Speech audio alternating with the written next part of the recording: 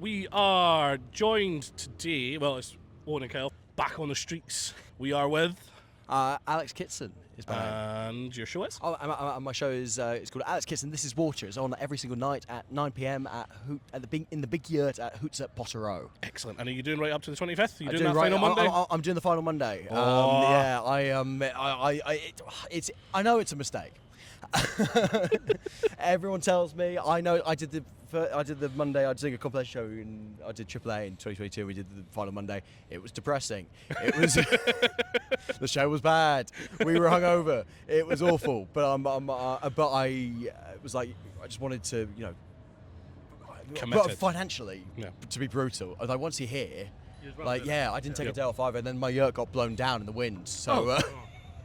So now I'm quite grateful I'm doing it, just to sort of recoup some vague costs. And let me tell you that final Monday is selling badly.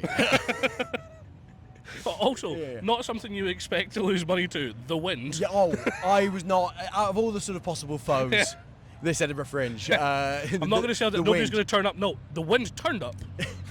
And it was a problem. You know what? It is sometimes you can go. This Fringe can turn you crazy. And as a comic, and people go sort of. You start speculating. When there's something literally invisible, destroying your ability to do your show. That is suddenly you start. Question some stuff. Yeah, it was all fine.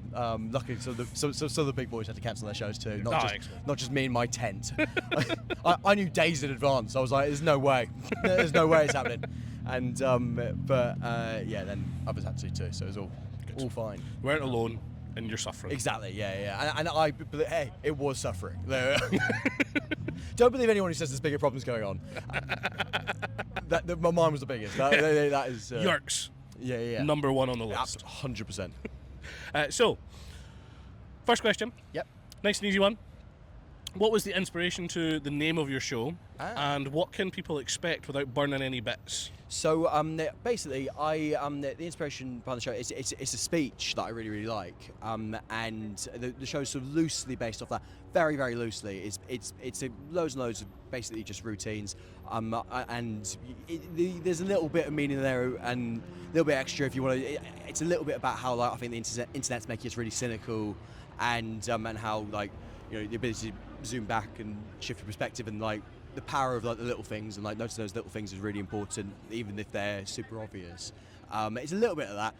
If you want it there, it's mostly just an hour. It's mostly an hour of routines that are. And I thought it was a really nice speech and a really good thing to hang loads of observational comedy off. I did a big story show last year, and this year I wanted to do just something really light touch, and so that and it's It's just lots of bits, and I talk really quickly so people get their money's worth.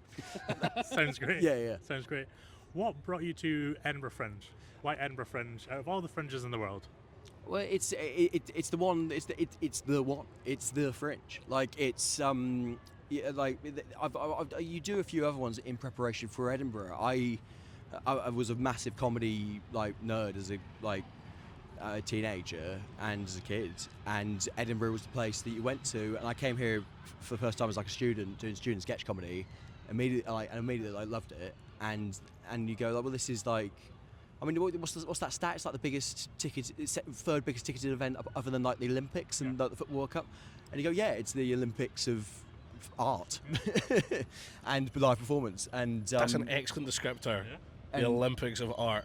It's what it is, and I come every year, and even though there's so many problems, as I'm sure people discuss and you're aware of, but I think it's the idea of it being the place that you go and make your name, I think is very very few people now. But you go I always think it's boot camp. You're here to get better. You're here to compete against the best people. Here to test yourself against audiences who've seen a lot of stuff that day. They know good stuff. Yeah. And so I come in to try and get better at what I do. Amazing. Yeah. And without the hurdles and without the 30 days, because where else in the world do you do 30 days? Nowhere. Exactly. Hurdles. That's it. And you could do 30 days, but no one's going to be there unless you're mad famous. But people, people do, bless them. And there's lots of other great fringes, and lots of. What's great in the last few years, there has been a lot of mini comedy festivals popping up around the country. There's great ones like Exeter, and I went and did like the Rick Mail Comedy Festival in Droitwich Spa and Brighton and all these things, and they're fantastic. But like nothing is quite like you can't really recreate what has sort of grown out of this. And yeah, it's a proper beast, and it's the gym. Awesome. Yeah.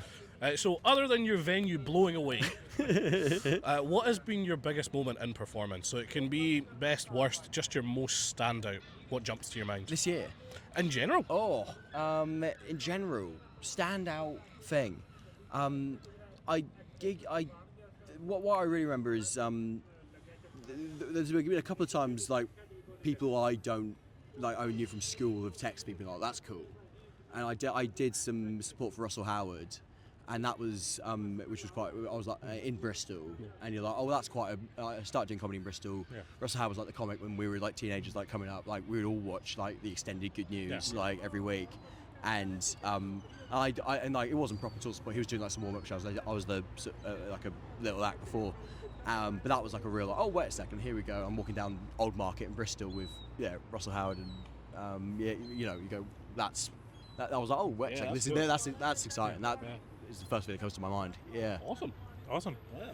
So, lastly, everyone I interview leaves a note for the next person. So the last person I interviewed wanted to ask the question when was the last time you threw up? When was the last time you were sick? Oh, who asked that? Oh, it's anonymous. Oh, Anonymous, what? Yes.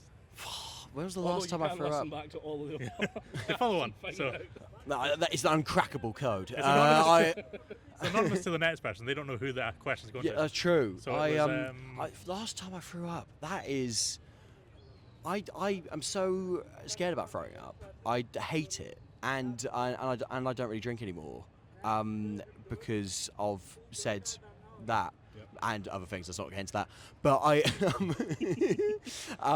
when was I last? Oh, I got really bad. I got food poisoning like a while ago now. But I was what did I eat? Something, and yeah, it was awful. It was not a very exciting one actually. I got food poisoning of some sort of something. Weirdly, the second person we've interviewed that's had a food poisoning story. Yeah. Is this a vomit-based interview series? Is this? It's becoming that way. It's becoming it. So, what is something you'd like to pass on to the next? Could be a question, bit of advice, something funny.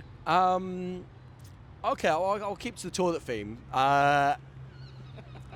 Where's your favourite place to go for a poo in Edinburgh during the festival? That's good my. Toilets are important. Good toilets are important. Yeah. Someone might not burn their like secret place though. They might not want to. I will push it.